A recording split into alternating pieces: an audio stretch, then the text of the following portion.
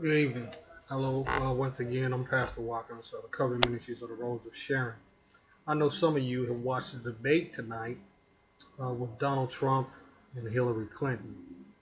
Uh, I want to touch on a few things that I didn't believe that I got to address earlier, and it's surrounding biblical significance. I addressed the ICANN issue about Obama's intentions on giving our internet away to international forums, which are primarily Muslim in nature. And we have to understand that Islam is not a race. It is a ideology. It is a way of thinking. It is a belief system. It is the same as Christianity. Tonight, I believe what the debates um, really uncovered is not only that Hillary Clinton um, is a great threat to um, our national freedom, but she represents a mindset that I believe is in a lot of the American people, that that really facilitated a reality that she is not the greatest threat. Let me run that by you again. She is not the greatest threat. I believe that Isaiah 5 and 20 uh, depicts the mindset of the people, that they are willing to call evil good and good evil. I believe she facilitates a mindset that's in the American people right now. How did this happen? Well, Judges 2 and 10 said there arose a generation that knew not God. I believe that has happened in many households because we are so embedded in this education thing as a means of getting ahead. Uh, you know, at one time in our country, in our early history, there were doctors, there were lawyers, there were judges, there were policemen, but everybody was not one of them. Those were positions that was to be esteemed in our society because they served a certain function within our society that helped facilitate law and order. Where we who are Christians could freely practice our Christianity openly and without reservation. Um, Now, today, as the Bible has depicted, that in the end time there will be great hostility. We can see that in Psalms 2. Psalms 2 is being worked out. They want to break our bands, they want to break our ability to communicate with one another as addressing a matter. There are many of us in the United States that don't have a voice. Why? Because we don't have the political connections. We may not be all that esteemed in our communities, but we still have a certain view that is very essential to bring about and facilitate justice. But when you look at the liberal mindset, which is really the antichrist mindset, it is something that has been enacted in our schools. I was talking to a soldier a few days ago. It was a guy that served in the military. And I brought up the Muslim issue. And the first thing he said, well, when I was talking about how they treat women, that Hillary Clinton was not a champion of women's rights. When you understand what women are second class citizens, they're about of the equality of the equalism of cows.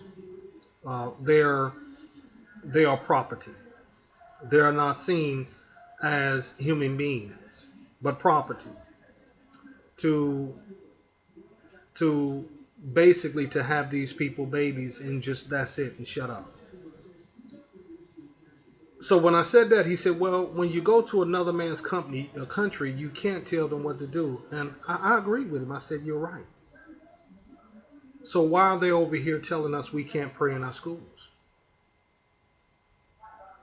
Why are they over here telling companies that they can't ask them to do certain functions. So remember, they're in another house, but they're making demands. And you know what I said to him? I said, when I can go to Saudi Arabia and build a church, then they should become able to come to the United States and build a mosque. But since I can't go to Saudi Arabia or any of my brethren and open a church without being beheaded or hacked up, and I wanted to talk about a lot of our children today who are being indoctrinated through our public schools, all the way to the college level. And these kids are clearly not understanding the difference of socialism, communism, and Islamism.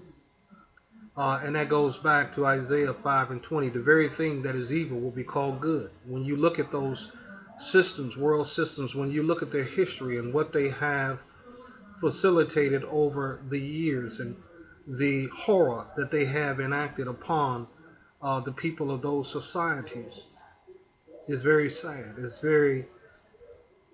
very heartbreaking. When you look at the young people today, I tell you, that's the reason why a lot of them go over there from these Western nations and they go fight along with Muslims so they can go and hack Christians to pieces. They go over there and they hack these people up. They hack them up.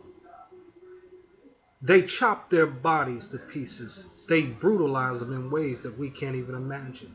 Then they come back. But they're not at least, not even a least affected by the gore. That is the Antichrist mindset.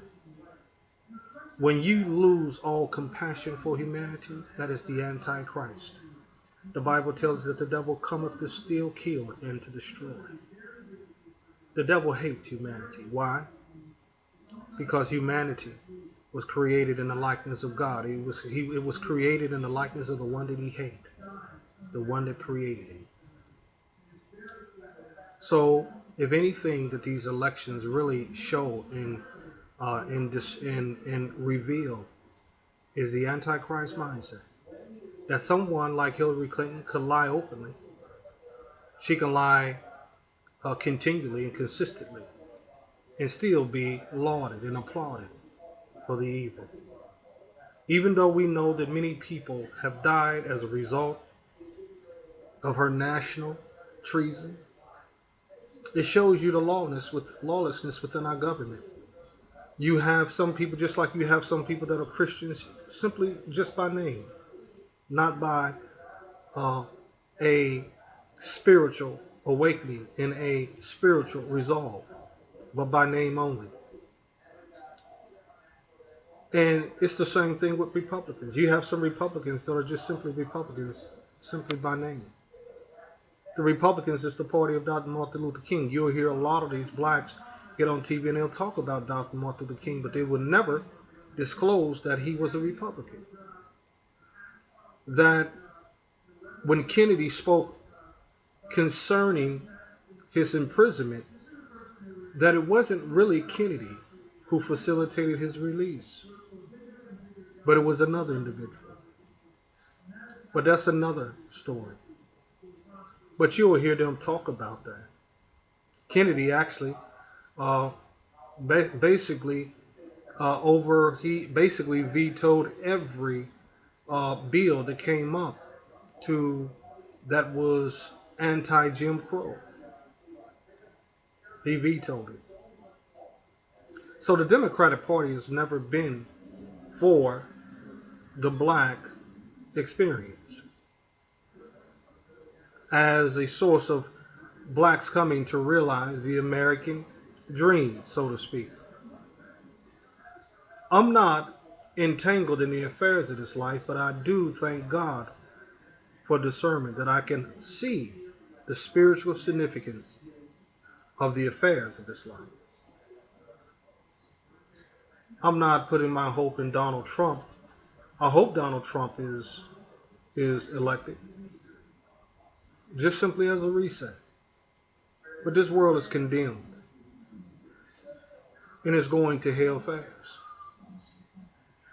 The point is, the time when all mankind will give an account, where will you be found? What side will you be on? As we see the political pundits and the news contributors spewing out rhetoric to go against Donald Trump simply because they have a desire to see a new world order.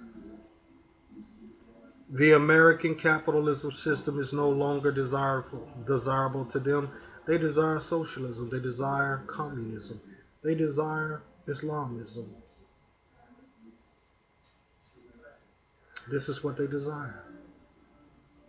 When you look at young men going to jail for child support in this country, they're only American men. Poor young white men and black men and some Hispanics. Muslims never go to jail for child support. They get welfare for life. It's not as though our leaders don't know that they have 4 wives, but they put the responsibility of their finances on the back of the American people, knowingly. And they don't hold them to the same standard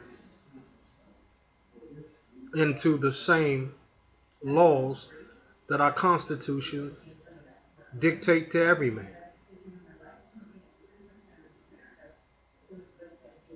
And yet, the Constitution is not a dictatorship, but it is a bill to guarantee the rights of every American individual on the premises of the idea of what the country was created upon. And it was created upon the principles out of our Bibles. So, without further ado, I'm going to wrap up this thing, but I think I had to bring up these issues and to connect with my brethren on Facebook that we must be vigilant. I'm not saying Donald Trump is the gospel, but I'm saying support him because of the gospel, for the furtherance of it. Remember, God used pagan kings. He used Cyrus. He used Darius. He used Nebuchadnezzar. I believe Donald Trump was raised up for such a time as this. It's sad that there's so many deceived people. But if your eyes are open tonight, I encourage you to vote Trump. You have the freedom to vote for whoever you want. If you want to vote in a continuation of Barack Hussein Obama, somebody who claims to be a Christian, but prays with Muslims and criticize and critique Christians for everything that they say, that is in accordance with the book that we follow, the book that God inspired. You can keep on, but if you're not into supporting evil, you'll go another direction. This is Pastor Watkins of the Covenant Ministries of the Rose of Sharon. I hope that the words that I said may have enlightened you and inspired you to make the right choice in this year's election. God bless you.